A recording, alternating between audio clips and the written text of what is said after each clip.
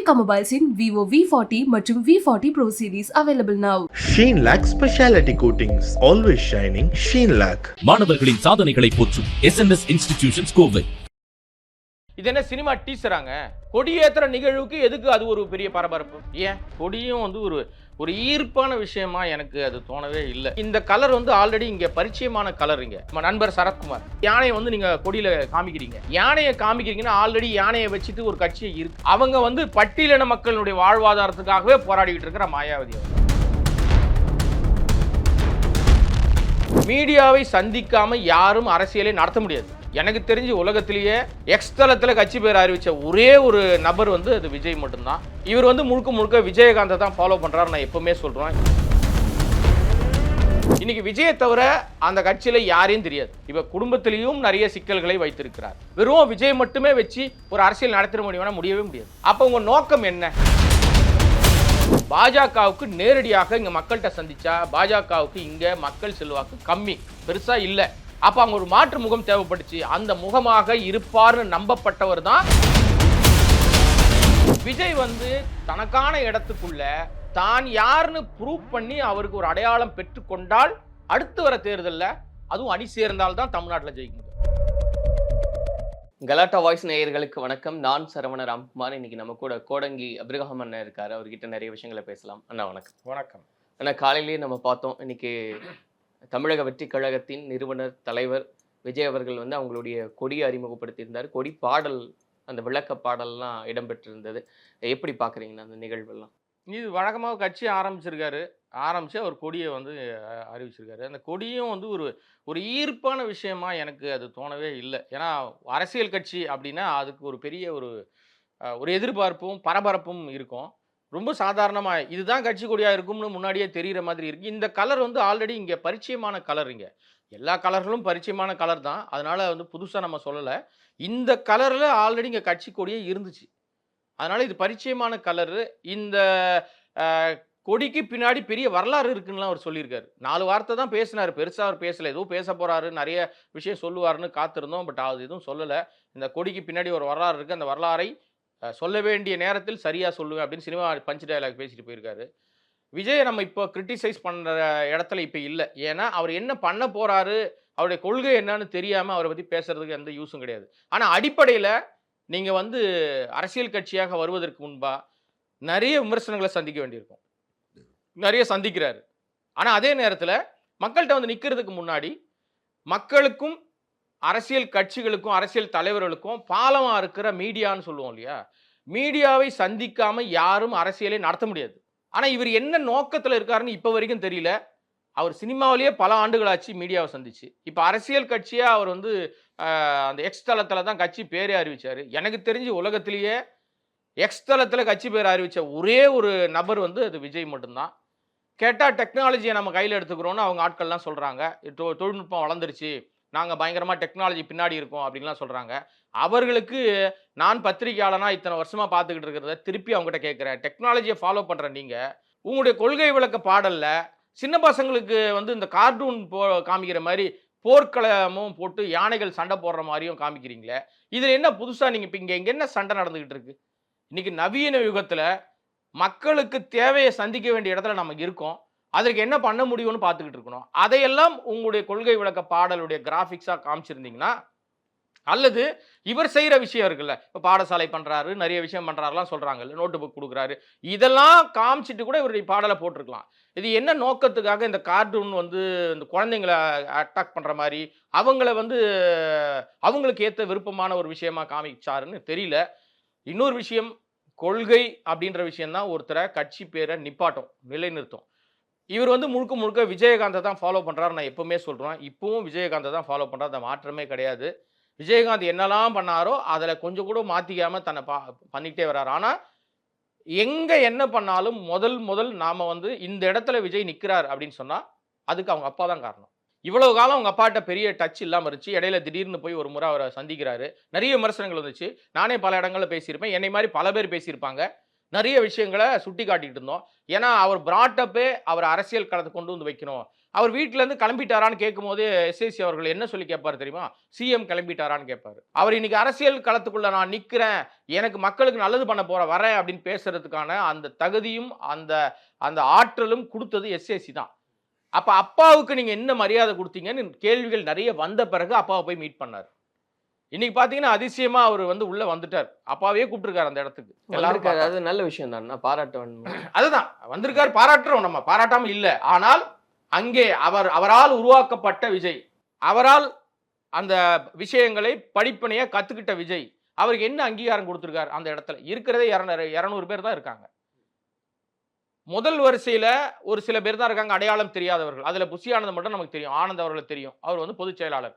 விஜய தெரியும், பாக்கி இருக்கிற யாரும் தெரியல யாருன்னு. 2வது வரிசையில தான் அம்மா அப்பாவெல்லாம் உட்கார வச்சிருக்காரு. ஆனா அம்மாவையும் அப்பாவையும் முதல் வரிசையில உட்கார சொல்ல நான். ஆனால் அப்பா இல்ல, இது ஒரு கட்சி நிகழ்வு, அதனால அதுக்கான நபர்களை தான் உட்கார வைக்க முடியும்ன்றது தானே பொருள். இது ஆரம்பம். நீ கட்சினா கட்சி ஆரம்பிச்சு பல நிகழ்ச்சிகள் நடத்திடல. முதல் முறையாக கொடி அறிமுகத்துல ஒரு கெஸ்டாக, ஒரு விருந்தினராக, ஒரு சிறப்பு விருந்தினராக தன்னால் உருவாக்கப்பட்ட அரசியல், நீங்க அப்பாவை கூட விட்டுருங்க, ஆனா குடும்ப கட்சியா மாறிடும் சொல்லுவாங்க. நான் அந்த அர்த்தத்திலே சொல்ல வரல. அப்பா அவரால் தான் அரசியல் கத்துக்கிட்டீங்க, அவருடைய ஆசையை தான் இன்னைக்கு நீங்க கொண்டு வரீங்க அடுத்த கட்டத்துக்கு. அவர் ஒரு கட்சி ஆரம்பிச்சவ எனக்கும் எங்க அப்பாவுக்கும் சம்பந்தம் இல்லை, அவர் ஆரம்பிச்ச கட்சிக்கு எனக்கும் சம்பந்தம் இல்லை அறிக்கையோட தெரிஞ்சது இல்லை. இன்னைக்கு அவரை ஏன் கூப்பிட்டீங்கன்னா, எங்கே வெளி விமர்சனத்துக்கு நம்ம ஆளாயிடுவோமோ, ஏற்கனவே நம்மளை வச்சு செஞ்சுக்கிட்டு இருக்காங்க, இப்ப மறுபடியும் அது சிக்கலாயிடக்கூடாதுன்னா மேம்போக்காக மற்றவருடைய பார்வைக்காக அவர் உள்ள கூப்பிட்டாரு. கூப்பிட்டதுன்னு விளைவு பின்னாடி உட்கார வச்சிருக்காரு. அப்பா உட்கார்ந்தா என்ன, அம்மா உட்கார்ந்தா என்ன, உட்கார்ந்தாலே அது குடும்ப கட்சி ஆயிடும். நான் சொல்ல வர்றது என்னன்னா, அவருக்கு அரசியல் கத்து கொடுத்த ஆசானா நீங்க பாருங்க. அப்பாவை ஏன் பாக்குறீங்க? எவ்வளவு காலம் இப்ப ஏன் அப்ப கூப்பிட்டீங்க அவரை? அவர் சிறப்பு விருந்தினரா வந்திருக்காரு. இதுதான் நானும் சொல்றேன். அப்ப அவருக்கு என்ன மரியாதை கொடுத்தீங்க? அவரையும் உட்கார வச்சீங்க. 2வது வரிசையில உட்கார வச்சீங்க, எங்கேயோ 10 வருஷம் தள்ளி உட்கார வைக்க வேண்டியது தானே. ஆனால் அவரால் அரசியல் கத்துக்கிட்ட நீங்க அவருக்கு உரிய மரியாதையை இன்னும் தந்திருந்தால், இல்ல இன்னும் தந்தால், 2 விஷயம் இருக்கு. தந்தால் உங்களுக்கான மரியாதை ஏறுமே தவிர இறங்காது. ஆனா அது உங்ககிட்ட இனிமே என்ன பண்ண போறீங்க? இப்ப கூப்பிட்டீங்க, இனிமே தொடர்ந்து அவர் ஆலோசகரா வச்சுப்பீங்களா? இன்னைக்கு மட்டும் சும்மா ஒரு விஷயமாக அவரை கூப்பிட்டு வந்து காட்டிட்டு திருப்பி அனுப்பிடுவீங்களா அப்படின்னு தெரியல. அதே நேரத்துல இந்த கட்சியில இன்னைக்கு அவர் பேசின விஷயங்கள்ல ரொம்ப குறிப்பா அவர் என்ன சொன்னார் அப்படின்னா, இந்த கொடிக்கு பின்னாடி பெரிய வரலாறு இருக்குன்னாரு. அந்த கொடியிலையும் பாத்தீங்கன்னா உங்களுக்கு அந்த கலர்கள் நிறைய இருக்கு. கலர்கள் இடையிலேயே ஒரு யானையை வச்சிருக்காரு, வாகை மலர்லாம் வச்சிருக்காரு. இது இதுல நிச்சயமா வரலாறு இருக்கு. உங்களுக்கும் தெரியும், எனக்கும் தெரியும். மன்னராட்சி கால வரலாறுகள் தான் தெரியும். இப்ப நம்ம எங்க இருக்கோம்? மக்களாட்சியில இருக்கோம். இப்ப என்ன சொல்ல போறீங்க நீங்க? ஆனா இன்னும் அது என்ன சொல்ல போறாருன்னு தெரியல. ஆமா, அதை சொல்றேன், அந்த நாள்ல சொல்றேன்னு சொல்லி அது அந்த நாள்ல நான் கண்டிப்பா அது அந்த வரலாறை சொல்லுவேன்னு சொல்றாரு இல்லையா? என்ன ஒன்னாலும் நீங்க சொல்லுங்க. ஆனாலும் அந்த மன்னராட்சிக்கான ஒரு பெரிய விஷயத்தை நீங்க காட்ட ஆரம்பிச்சீங்கன்னாவே நீங்க மக்களை விட்டு தூரமா இருக்கீங்கன்னு அர்த்தம். தனியா இருக்கீங்க, ஐசோலேட்டா இருக்கீங்க, உங்களுக்கான இடம் மேல ஒரு உயரத்துல இருக்கீங்கன்னு இறங்கி டவுன் டு எர்த் கீழே வரவே இல்லைன்னு அர்த்தம். ஒரு சிம்பாலிசம் தானே. நீங்க இந்த மாதிரி மக்கள் அவதி விடுறாங்க, அந்த நேரத்துல ஒரு மன்னன் வராரு, இல்ல ஒரு அரசன் வராரு, ஒரு தலைவன் வராரு, அவரு மக்களுக்கான நல்லாட்சி கொடுக்குறாருன்னு. எத்தனை அரசர்கள் செங்கோலாட்சி நல்லாட்சியா இருந்திருக்கு இல்லையா? இன்னைக்கு அது வேற. அது போர்க்காலம், புராண காலங்களுக்கு இப்ப கொண்டாட முடியாது. இன்னைக்கு மக்கள் அவதி விடுறாங்க அப்படின்னா, இன்னைக்கு மற்ற மாநிலங்களை காட்டிலும் தமிழ்நாடு தான் நம்பர் 1ல இருக்கு எல்லாத்துலயுமே. அதை யாரும் மறுக்கவே முடியாது. நான் திமுக அரசாங்கத்துக்கு சாதகமா பேசல, குறைகள் இருக்கு இல்லையா? இல்ல நான் சொல்ல வரேன், இவங்க காமிக்கிறதுக்காக போர்ட்ரேட் பண்றதுக்கு ட்ரை பண்றாங்கல்ல, மக்கள் எல்லாம் அப்படியே பயங்கரமா போர்க்களத்துல அப்படியே குற்றுயிரும் கொலையுருமா கிடக்குறாங்க அப்படிலாம் இல்ல. இங்க பிரச்சனைகள் இருக்கு. எந்த அரசாங்கத்துல பிரச்சனை இல்லாம இருக்கு? நீங்க ஒன்றிய அரசாங்கம் பதவியேற்ற காலத்துல தமிழ்நாட்டுக்கு என்ன பணம் கொடுத்துருக்காங்க? இது வரைக்கும் நிதி ஆதாரம் என்ன கொடுத்துருக்காங்க? அதையெல்லாம் தாண்டி இன்னைக்கு வரைக்கும் அரசாங்கம் நடந்துகிட்டு இருக்கு. ஆனால் மக்கள் தெளிவா இருக்கிறாங்க. எப்பவுமே தமிழ்நாடை பொறுத்த வரைக்கும் மற்ற மாநில அரசுகளை விட, மற்ற மாநில அரசியலை விட தமிழ்நாட்டு அரசியல் வித்தியாசமானது. இங்க யாரை வேணா கொண்டாடுவாங்க, யாரை வேணா ஏத்தி வச்சு அப்படியே தலையில வச்சு துதிபாடுவாங்க. ஆனால் தேர்தல்னு வரும்போது ரொம்ப தெளிவா இருப்பாங்க. இப்ப நீங்க விஜய் அவர்கள் கட்சி ஆரம்பிச்சிருக்காரு, என்ன சொல்லி ஆரம்பிக்கிறாரு? இந்த தமிழ்நாட்டுல நான் மாற்றத்தை கொண்டாட போறேன், நான் இந்த மக்களுக்கு நல்லது செய்ய போறேன் அப்படின்னு சொல்றாரு இல்லையா? இங்க அடிப்படையில முதல்ல உங்க கட்டமைப்பை சரி பண்ணணும். உங்க கட்டமைப்புக்குள்ள எவ்வளவு தூரம் மக்களுக்கு தெரிந்த முகங்களோ, தெரிந்த விஷயங்களோ, நீங்க செய்கிற கொள்கையினுடைய செயல்பாடுகளோ மக்களுக்கு எவ்வளவு தூரம் அது போய் ரீச் ஆயிருக்குன்னு பார்க்கணும். இன்னைக்கு விஜயை தவிர அந்த கட்சியில யாரையும் தெரியாது. ஆனந்த தெரியும், அவர் நம்ம ஊர் ஆள் கிடையாது, அவர் பாண்டிச்சேரியை சேர்ந்தவர். அவருடைய நோக்கம், அவருடைய எண்ணம், அவருடைய சிந்தனை, செயல் எல்லாமே பாண்டிச்சேரியில தான் ஒரு அரசியல் மாபெரும் சக்தியாக மாறணும் தான் ஒரு ஆசை. இந்த அடிப்படையில் இருக்கிற விஷயங்களை எல்லாம் நீ மாற்றாத வரைக்கும் நீங்க மக்களுக்கு நல்லது செய்ய போறேன்னு வர்றதுல வந்து பெரிய ஏமாற்று வித்தியா தான் இருக்கும். ஆனா இப்ப என்னங்க திடீர்னு டப்புன்னு ஏமாத்து வேலைன்னு சொல்லிட்டீங்கன்னா, உண்மையிலேயே சொல்ல போனா முதல்ல நாம குடும்பத்தாருடைய அந்த ஆசிகளும் குடும்பத்தாரை நாம எப்படி நடத்துற விதங்களும் தான் மக்கள்கிட்ட போய் உங்களை யாருன்னு அடையாளப்படுத்தும். அதன் பிற்பாடு தான் குடும்பத்தை இப்படி வச்சு பார்த்துக்கிறவர் தான் நம்மையும் குடும்பமாக நினைத்து பார்த்துப்பாருன்னு தோணுமா தோணாதா? அதான் தோணும். அப்ப உங்களுக்கு விமர்சனங்களை எதிர்கொள்ளுகிற பக்குவம் எப்போ வரும் தெரியுமா? மீடியாவை சந்திக்கும் போது. இப்ப குடும்பத்திலையும் நிறைய சிக்கல்களை வைத்திருக்கிறார். மீடியாவை பார்க்கறதே கிடையாது, இன்னைக்கு வரைக்கும் பார்க்கவே இல்லை. அப்ப உங்க நோக்கம் என்ன? இவருடைய சமீபத்தில் 2 நாளைக்கு முன்னாடி ஒரு கொடி ஏத்துறாரு, அந்த கொடியிலே இவர் முகம் மட்டும் தான் இருக்கு. நான் அதை தப்பு சொல்ல வரல, உங்க விருப்பம், உங்க கட்சி, உங்களுடைய கொள்கை எல்லாம் கரெக்ட். இப்ப அந்த மஞ்சள் கொடிக்கு பின்னாடி ஒரு மிகப்பெரிய விஷயம் இருக்கு அப்படின்னு எல்லாரும் சொல்ற மாதிரி, மஞ்சள் என்பது வந்து எல்லாத்துக்கும் பொதுவானது. மஞ்சள் மகிமை, ஓகே ரைட்டு. ஆன்மீகத்திலும் மஞ்சளுக்கு வந்து ரொம்ப முக்கியமான இடம். இங்க தமிழ்நாடை பொறுத்த வரைக்கும் ஆன்மீக அரசியல் பண்றேன்னு யார் வந்தாலும் அரசியலில் அவர்களுக்கு செல்லா காசா தான் போயிடுவாங்க.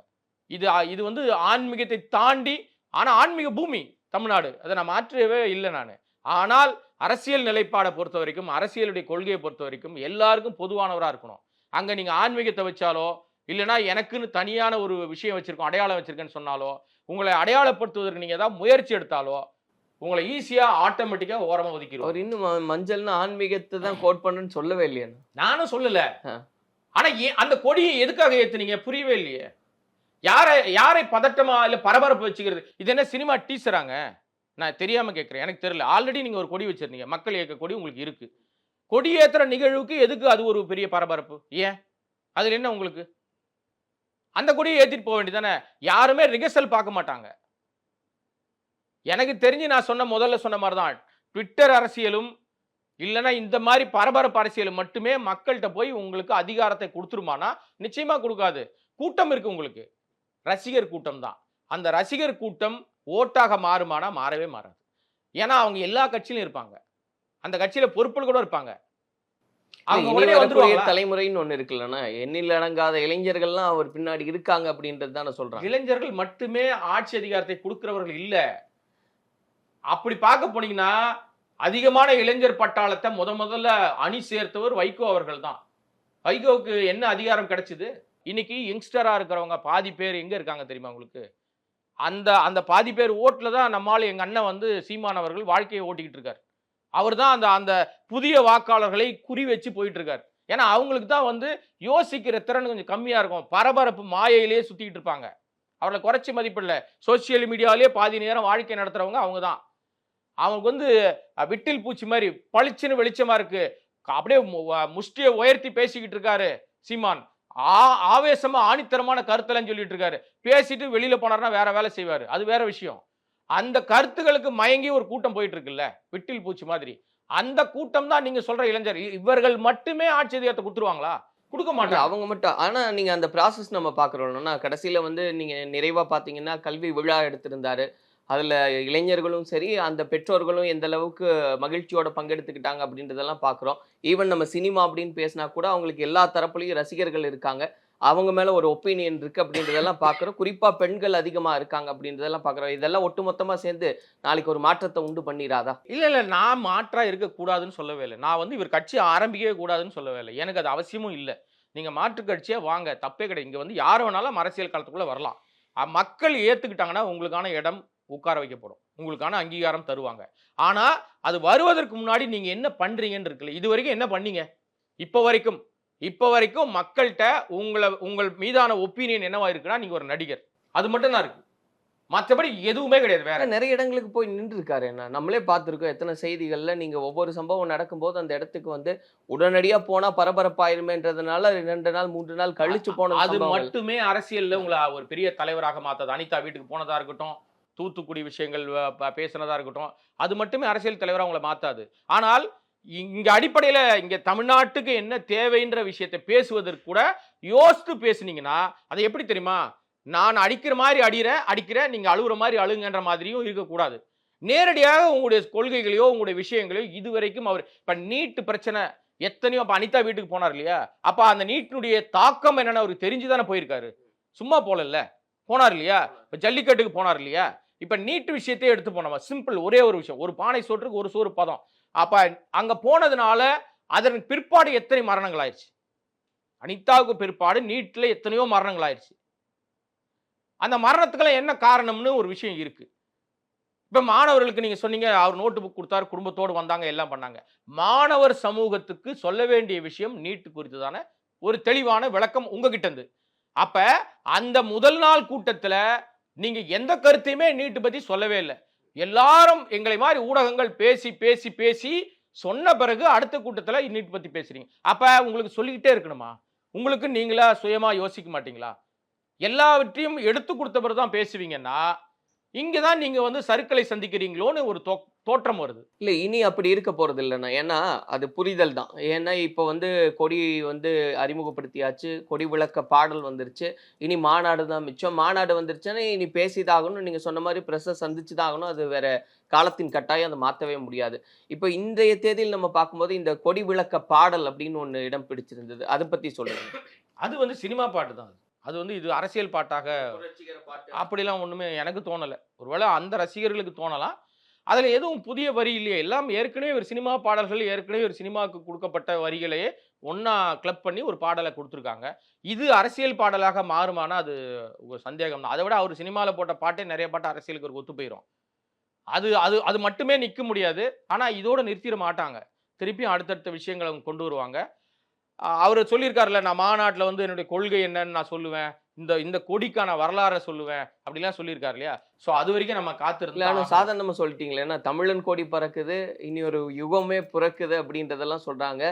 3 எழுத்து மந்திரம் மறுபடியும் ஆரம்பமாயிருக்கு அப்படின்னு சொல்லலாம். வரிகளுக்கு தானே, வரிகளுக்கா பஞ்சம் இல்லை நம்ம புகழ்ச்சிக்கா பஞ்சம்? நீங்க எப்பவுமே உங்களுக்கான அடையாளம் என்னன்னு தான் பார்க்கணும். 3 எழுத்து மந்திரம்னா ஒரே ஒரு மந்திரம் தான் அரசியல்ல. எம்ஜிஆரை தவிர யாருமே கிடையாது. நீங்க அந்த புகழ்ச்சியெல்லாம் நீங்க எடுத்துக்க முடியாது. விஜய்னு கோட் பண்றாங்க.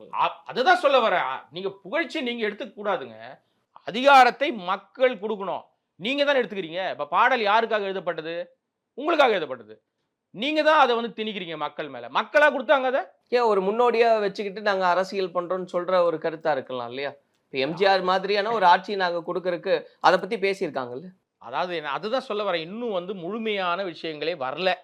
வராம நீங்க அவங்கள மாதிரி இருக்கேன், நான் இவங்கள மாதிரி இருக்கேன், நான் ஒரே அடுத்த தேர்தலையே நான் என்டிஆரா மாறிடுவேன். ஏன்னா இப்ப நிறைய பேர் சொல்லுவோம், அவங்களுடைய அந்த நண்பர்கள் வட்டாரம் அவருக்கு அந்த ஸ்போக்ஸ் பர்சனா பேசக்கூடியவர்கள்லாம் சொல்றாங்க. இப்போ கூட நான் ஒரு சேனல்ல பேசிட்டு வந்தேன். அங்க வந்து என்டிஆர் அரசியல் கட்சி ஆரம்பிச்ச உடனே அடுத்ததுலேயே அவர் வந்து பெரிய அதிகாரத்தை பிடிச்சிட்டாரு, அவரும் சினிமால இருந்து வந்தவர் தான் எல்லாம் சொல்றாங்க. வெயிட் பண்ணுவோம். ஆனா இப்ப இந்த நிகழ்வெல்லாம் பாக்குறதுக்கு முன்னாடி இருந்தே ஒரு விஷயம் சொல்லப்படுது. 2026ல ஆட்சி அதிகாரத்தை கைப்பற்றுவோம், இதுதான் நோக்கமாவே வச்சு செயல்படுறாங்கன்றது வெட்ட வெளிச்சமா இருக்கு. உங்களுடைய பார்வையில் அது எப்படி சாத்தியம்? எல்லா அரசியல் கட்சிகளும் ஆரம்பிக்கும் போது அடுத்து வரக்கூடிய எதிர்வரும் தேர்தலில் நாங்க தான் ஆட்சியை பிடிப்போம்னு சொல்லி தான் வருவாங்க.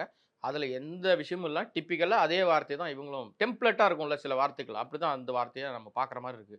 ஆட்சி அதிகாரத்தை பிடிக்க முடியுமானா இவருடைய விஷயங்கள் என்ன பண்ண போறாருன்னு தெரியாம அது நம்ம சொல்லவே முடியாது. ஆனா அதிகாரம் உடனே கையில கிடைச்சிடும்னா உங்களுக்கான செல்வாக்கை மக்களுடைய அந்த வாக்கு சதவீத விஷயங்கள்ல தான் நீங்க அதிகாரத்தை பிடிக்க முடியும். இன்னைக்கு தமிழ்நாடை பொறுத்த வரைக்கும் அதிமுக என்கிற அந்த அதிமுகல எத்தனை கோஷ்டி இருந்தா கூட இந்த ரெட்டலைன்னு சொல்லக்கூடிய அந்த சின்னம் யார்கிட்ட இருக்கோ அந்த வாக்கு சதவீதம் மாறவே மாறாது. அவங்க அந்த ரெட்டலைக்கு தான் போடுவாங்க. ரெட்டலை உருவாக்குனது எம்ஜிஆர். எம்ஜிஆர் இப்ப இல்லை. ஆனா அந்த வாக்கு எங்கேயும் போகாது. அது குறிப்பிட்ட சதவீத வாக்கு அங்கதான் விழும். அதே மாதிரி உதயசூரியன் சின்னத்துக்கும் ஒரு வாக்காளர்கள் நிரந்தர வாக்காளர்கள். அவங்க அந்த வாக்கை மாற்றவே முடியாது. நீங்க விஜய் வந்து தனக்கான இடத்துக்குள்ள தான் யாருன்னு ப்ரூவ் பண்ணி அவருக்கு ஒரு அடையாளம் பெற்றுக்கொண்டால் அடுத்து வர தேர்தலில் அதுவும் அணி சேர்ந்தால்தான் தமிழ்நாட்டில் ஜெயிக்க முடியும். தனியா நின்று இவருக்கு விஜய்க்கு என்ன கிடைக்கும்னா, நேற்று வரை இல்லை இன்று வரை சீமான் என்ன பிரிக்கிறாரோ வாக்குகளை அது மாதிரி விஜய் 1% வாக்கை பிரிப்பார். மற்றபடி அதிகாரத்துக்கு வருவதற்கான வாய்ப்பே 1% கூட கிடையாது. நிறைவான அந்த இன்னைக்கு வந்து தலைவர்களை குறிப்பிட்டு பேசும்போது காமராஜர் அவர்கள், அதே போல் அம்பேத்கர் அவர்கள், பெரியார் அவர்கள், இவங்களையெல்லாம் மையப்படுத்தி எங்களுடைய அரசியல் இருக்குன்ற மாதிரி அதை புரிஞ்சுக்க முடியுது. ஏன்னா அவங்கள தான் அவங்க கோட் பண்றாங்க அப்படின்னு. அதை எப்படி பார்க்க? இல்லை, அவர் ஏற்கனவே சொன்னார்ல, அவர் நீ பெரியாரை படினாரு, அம்பேத்கரை படினாரு, காமராஜரை படினாரு. உடனே ஒருத்தவங்க கிளம்பிட்டாங்க. ஏன் முத்துராமலிங்க தேவரை படிக்க சொல்லலைன்னு கேட்குறாங்க. ஏன்னா அவரும் அசைக்க முடியாத சக்தி தமிழ்நாட்டில். சாதிய வட்டத்துக்குள்ள தமிழ்நாடு இருக்கு. அதை மாற்றவே முடியாது. நான் சாதி பார்க்க மாட்டேன்றதுனால நான் இருக்கேன், என்னைய மாதிரி எல்லாரும் இருப்பாங்க அப்படின்னா அது ஒரு பெரிய ஏமாற்று வேலை தான் அது. அப்போ சாதி அடையாளத்தோடு நீங்கள் வந்து ஒரு விஷயத்தையும் பார்க்குறீங்க. காமராஜரை ஏன் படிக்கலைன்னா, காமராஜர் உண்மையிலே சாதி பார்த்தாரா அப்படின்னா எனக்கு நான் படித்த வரைக்கும் அப்படி எதுவுமே இல்லை. ஆனால் அவரை வைத்து ஒரு சாதிய குறியீடு சொல்லிட்டு தானே இருக்காங்க, மறுக்க முடியுமா? அப்போ நீங்கள் வந்து அவங்க திருப்பி கேட்குறாங்கல்ல, எல்லாரும் சொன்னீங்க ஏன் முத்துராமலிங்க தேவரை சொல்லன்றீங்க. அப்போ உங்களுடைய அடுத்த கட்ட நகர்வு என்ன? நீங்கள் தலைவர், நீங்கள் நிறுவனர், ஒரு பொதுச் செயலாளர் வச்சுட்டீங்க. நிர்வாகிகள், மாநில நிர்வாகிகள் போடும்போது எல்லா சமூகத்து ஆட்களுடைய பலமும் எல்லா கட்சியிலையும் இருக்கும். உங்கள் கட்சியில் யார் வரப்போறா, யார் முன்னிலைப்படுத்துவார்கள், யார் அடையாளப்படுத்தப்படுவார்கள், அவங்களுக்கும் மக்களுக்கும் எவ்வளவு பெரிய உறவு பாலம் இருக்கு, அவங்க எவ்வளவு தூரம் மக்களால் தெரிந்து கொள்ளப்பட்டவர்கள். வெறும் விஜய் மட்டுமே வச்சு ஒரு அரசியல் நடத்த முடியுமானா முடியவே முடியாது. இப்போ ஸ்டாலினை முன்னிலைப்படுத்தி மட்டுமே அரசியல் நடத்த முடியுமானா ஒரு இடத்துலையும் அந்தந்த, ஏன்னா அவங்க ரொம்ப ஆண்டு காலம், கிட்டத்தட்ட ஒரு 50-60 ஆண்டு காலம் திமுக இந்த தமிழ் மண்ணில் பல சாதனைகளை செஞ்சிருக்கு சார். மாறுபட்ட கருத்து எல்லாருக்கும் இருக்கும் சார், எனக்கும் தான் இருக்கு, மாறுபட்ட கருத்து இருக்கும். ஆனால் மக்களுக்கு அவங்க பண்ண விஷயங்கள், இந்த தமிழுக்கு பண்ண விஷயங்கள் ஏராளம். அது மாதிரி எம்ஜிஆரும் ஜெயலலிதாவும் இந்த தமிழ் மண்ணுக்கு பண்ண விஷயங்கள் ஏராளம். அவங்களுக்குலாம் ஒரு அரசியல் பின்புலம் இருக்கு. அந்த கட்சியில அடையாளம் தெரிந்தவர்கள்னு யாரை வேணாலும் 10-20 பேரை சொல்ல முடியும். ஏன்னா இங்க வந்து நமக்கு தெரிந்ததே 2 முகம் தான் தெரிஞ்சது. ரொம்ப யோசிச்சு பார்த்தா கூட ஈசிஆர் சரவணன் இன்னொரு முகத்தை சொல்லலாம். அப்ப நீங்க யாரை, உங்களோட யார் அணி சேர போறாங்க? இப்ப கமலஹாசன் அவர்கள் கட்சி ஆரம்பிச்ச உடனே அவரை சுத்தி ஒரு ஐஏஎஸ், ரிட்டையர்ட் ஐஏஎஸ், ஐபிஎஸ்ன்னு போலீஸ் அதிகாரிகள், ரிட்டையர்ட் ஆனவங்க, ஐபிஎஸ் அதிகாரிகள்லாம், ஐஏஎஸ் அதிகாரிலாம் வந்து உட்கார்ந்தாங்க மேடையில். ஆனா அவரும் கார்பரேட் கட்சி மட்டும் தான் நடத்திட்டு இருக்காரு. வெகுஜன மக்களோடு இறங்கி வரவே இல்லை. இன்னும் அவர் வந்து அந்த அந்த அந்த என்ன சொல்றது, எலைட் அரசியல் பண்ணிட்டு இருக்காரு. அது வந்து தமிழ் மண்ணுக்கு எடுபடவே எடுபடாது. அதனால தான் அவர் இன்னும் அங்கேயே இருக்கார், புறப்பட்ட இடத்துலயே. ஒரு அடி கூட முன்னாடி போகவே முடியல. இவர் கட்சி கொடி ஒன்று கொண்டு வந்திருக்காருல, சிகப்பு மஞ்சள் சிகப்புன்னு. சிகப்பு மஞ்சளை வச்சு ஒருத்தர் கட்சி ஆரம்பிச்சார், நம்ம நண்பர் சரத்குமார். அவரும் அந்த ஒரு சாதிய வட்டத்துக்குள்ள தான் கட்சி நடத்திட்டு இருந்தார். அதுக்கப்புறம் பார்த்தாரு இனிமே இதை ரன் பண்றது ரொம்ப சிரமம் அப்படின்னு போய் அவர் வந்து பாஜகவோட இணைஞ்சிட்டார். ஸோ இங்க வந்து நீங்க வந்து யானை சின்ன, அதாவது யானையை வந்து நீங்க கொடியில காமிக்கிறீங்க. யானையை காமிக்கிறீங்கன்னா ஆல்ரெடி யானையை வச்சுட்டு ஒரு கட்சி இருக்கு, அகில இந்திய அளவில் தெரியும். ஆட்சி அதிகாரத்திலாம் இருந்தவங்க, அவங்க வந்து பட்டியலின மக்களுடைய வாழ்வாதாரத்துக்காகவே போராடிக்கிட்டு இருக்கிற மாயாவதி அவர்கள். ஸோ யானைனா டக்குன்னு அவங்க தான் மைண்டில் வருவாங்க. இப்போ நீங்கள் 2 யானை, போர்க்கள யானையெல்லாம் காட்டுறீங்க. நீங்கள் இங்கே வந்து ஆட்சி அதிகாரத்தோடு இருந்துட்டு நாங்கள் வந்து செல்வாக்காக இருக்கிற கட்சிகளுக்கே கேட்குற சின்னம் கிடைக்கல. கட்சியில் ஆட்களே ரொம்ப கம்மியாக இருக்காங்க. ஆனால் தமாகவுக்கு கேட்ட உடனே சின்னம் கொடுக்குறாங்க, அவங்க சின்னத்தை அப்படியே கொடுக்குறாங்க. இப்படி பல விஷயங்கள் நம்ம வந்து உதாரணத்துக்கு சொல்ல முடியும் இல்லைங்களா? ஸோ இவர்களுக்கான சின்னம் என்னன்றதுலையே ஒன்றியத்தோடு ஒத்து போனால்தான் சின்னம் கிடைக்கும். அப்போ நீங்கள் என்ன பண்ண போறீங்க? ஒத்து போறீங்களா? இல்லை நான் வந்து தனியாக தான் நிற்பேன்னு சொல்ல போறீங்களா? தனியாக நின்னா உங்களுக்கு என்ன ப்ளஸ் அப்படின்னா, உங்கள் செல்வாக்கு என்னன்னு தெரியும். நீங்கள் பலமாக கூட்டணி வைக்கிறேன்னு சொல்லிட்டு இன்னைக்கு தேசிய கட்சிகள் 2 தான் இருக்கு, பிரதானமான தேசிய கட்சி. ஒன்று காங்கிரஸ், இல்லைன்னா பாஜக. காங்கிரஸோடு அணி சேர்றீங்க அப்படின்னா உங்களுக்கான விஷயம் என்ன இருக்கு அப்படின்னு ஒன்றியத்தில் இருக்கிற, அது மாற்று முகாமா இருக்கிற பாஜக உங்களை சும்மா விடாது. ஆல்ரெடி அவங்க வந்து இந்த மாதிரி மாற்று முகாமில் இருக்கிறவங்க, இல்லை எதிர் முகாமா செயல்பட்டு கொண்டிருக்கிறவர்கள், எதிர் கொள்கையோடு செயல்படுற எல்லாருக்கும் அவங்களுடைய தன்னாட்சி அமைப்புகளை அனுப்பிக்கிட்டே இருப்பாங்க. ஒரு பக்கம் இடி, ஒரு பக்கம் ஐடி ரைடு, ஒரு பக்கம் வேற ஏதாவது ஒரு விஷயம் போயிட்டே இருக்கும். ஏற்கனவே ஒரு ஐடி ரைடு சந்திச்சவர் தான். இன்னும் நமக்கு அந்த கேள்வி தொக்கி நிற்குது. அவர் ஐடி ரைடில் அவரை கூட்டு போய் 13 மணி நேரம் நீங்கள் வச்சு செஞ்ச பாஜக அரசாங்கம், இந்த நிமிஷம் நம்ம பேசிகிட்டு இருக்க நிமிஷம் வரைக்கும் இவருடைய வீட்டிலிருந்து நாங்கள் இவ்வளவு பணம் கைப்பற்றினோம், இவ்வளவு நகை எடுத்தோம், இவர் வந்து வரி ஏய்ப்பு பண்ணியிருக்காருன்னு எந்த விதமான அறிக்கையும் வெளியிடவே இல்லை. அப்போ உங்கள் நோக்கம் என்ன? பாஜக நோக்கம் விஜயை டார்கெட் பண்ணணும், கார்னர் பண்ணணும். அதன் பிற்பாடு இவருடைய செயல்பாடுகள் எல்லாம் சாஃப்ட் கார்னராக மாறிடுச்சு. அது வரைக்கும் நீங்கள் வந்து பயங்கரமாக போட்டு அடி வெளுத்துக்கிட்டு இருந்தீங்க. ஜிஎஸ்டியை சொன்னீங்க, என்னென்னமோ சொன்னீங்க. இப்போ அதுக்கப்புறம் ஒரு படம் வந்தது, எந்த விதமான கருத்தும் வெளியில் வரல. இன்னைக்கு வரைக்கும் அவர்கள் என்ன விஷயம் இருக்கோ அதில் அவங்க மாற்று முகமாக தான் நீங்கள் இருக்கீங்களோன்னு ஒரு சந்தேகம் எல்லா மக்கள்கிட்ட இருக்கு. ஏன் இருக்கு தெரியுமா? பாஜகவுக்கு நேரடியாக இங்கே மக்கள்கிட்ட சந்திச்சா பாஜகவுக்கு இங்கே மக்கள் செல்வாக்கு கம்மி, பெருசாக இல்லை. அப்ப அவங்க ஒரு மாற்று முகம் தேவைப்பட்டுச்சு. அந்த முகமாக இருப்பார்னு நம்பப்பட்டவர் தான் ரஜினிகாந்த் அவர்கள். அவரை கொண்டு வந்து நிப்பாட்டி அவர் பின்னாடி இவங்க வந்து ஆட்சி அதிகாரத்தை கைப்பற்றிக்கலாம் அப்படின்னு ட்ரை பண்ணணும்னு எதிர்பார்த்தாங்க. அவர் அழகா உடல்நிலைய காரணம் காட்டி அவர் வெளியில போயிட்டார். வரேனாரு, அப்புறம் வெளியில போயிட்டார். அப்ப இன்னொரு மாற்று முகம் தேவைப்படுது. அது ஏன் விஜயாக இருக்கக்கூடாதுன்னு எல்லாரும் பேச ஆரம்பிக்கிறாங்க. அதற்கு ஏத்த மாதிரியே நீங்க யாருன்னு சொல்லாமையே உள்ள வரீங்க. பெரியார படிங்கன்னு சொன்னதுனாலேயே நீங்க பெரியார் கொள்கையோட வரீங்கன்னு நான் எப்படி நம்புறது? நான் என்னை வரைக்கும் சொல்றேன். இப்ப என் மாதிரியே உங்களை பார்த்துக்கிட்டு இருக்கிறவங்க, ஏன்னா உங்களை ஆரம்பத்துல இருந்து நாங்க பார்த்துக்கிட்டு இருக்கோம். நீங்க எந்த கொள்கையோடு இருக்கீங்க அப்படின்றது இன்னும் தெளிவில்லாமையே இருக்கீங்க. அந்த தெளிவு எப்போ வரும்னா, இப்போ வராது. அவர் மேடையில என்ன பேசுறாரோ அந்த கொள்கை கோட்பாடுகளை சொன்ன பிறகுதான் அவர் தெளிவாக இருக்காரா, மக்கள் பணிக்காக தான் வந்திருக்காரா, இல்ல அழுத்தத்தின் காரணமாக அரசியல் ஆரம்பிச்சிருக்காரா? ஏன்னா எல்லாருக்கும் அழுத்தம் இருக்கு. வசதி படைத்தவர்கள், தொழிலதிபர்களுக்கு எல்லாருக்குமே ஒரு அரசியல் அழுத்தம் இருக்கும், பின்புலம் இருக்கும், டார்ச்சர் இருக்கும். அதுல விஜய்க்கு என்ன ரகம்ன்றது தெரியல நமக்கு. ஆனா இப்ப வரைக்கும் உங்களுடைய பார்வையில பாஜகவுக்கான ஒரு மாற்று முகமா தெரிகிறார். இது என் பார்வைன்னு இல்ல, அவர் அப்படித்தான் அவருடைய செயல்பாடுகள்லாம் இருக்கு. ஒருவேளை நாளைக்கு மாறலாம், என்ன நடக்கும் தெரியாதுல்ல. கொள்கை சொன்ன பிறகு தானே தெரியும். நீங்க வேறு ஒரு உடை அணிஞ்சிட்டு வந்தாலும் உள்ளுக்குள்ள என்ன இருக்குன்னு நம்ம கண்டுபிடிச்சிடலாம். அவங்க செயல்பாட்டுல தெரிஞ்சிடும். இதுவரைக்கும் நீங்க செஞ்ச எல்லா செயல்பாடுகளிலும் பெருசா நீங்க இங்க திராவிட சித்தாந்தம் இல்லாம தமிழ்நாட்டில் ஆட்சி அதிகாரத்தை பிடிக்க முடியாதுன்னு எழுதப்படாத விதி ஒரு 60 வருஷமா இருக்கு. நாங்க காமராஜர் ஆட்சி கொடுப்போம் அப்படின்னு சொன்னவர்கள் எல்லாம் இன்னைக்கு எங்க இருக்காங்க? திராவிட கட்சியினுடைய தோல்ல தான் சவாரி பண்ணிட்டு இருக்காங்க. அவங்களுக்கு வேற வழி இல்லை. அதே நிலைப்பாடு தான் பாஜகவுக்கும். அவங்க நேரடியா தேசிய கட்சி நாங்க உள்ள வந்துட்டோம்லாம் வர முடியாது இல்ல. அப்ப அவங்களுக்கு ஒரு மாற்று முகம் தேவைப்படுது. அந்த மாற்று முகமாக தான் இவர் இருப்பாருன்றது தான் என் போன்றவரோட பார்வை. ஆனால் அது சரியா இருக்குமா இல்லையான்னு அதுக்கப்புறம் தான் நமக்கு தெரிய வரும். புரியுது. சொன்ன மாதிரி இந்த கொள்கை விளக்கம் அப்படின்றது தான் எல்லாத்துக்கும் ஒரு விடை கொடுக்கும், அதுக்கான ஒரு ஆரம்பமா இருக்கும்னு புரிஞ்சுக்க முடியுது.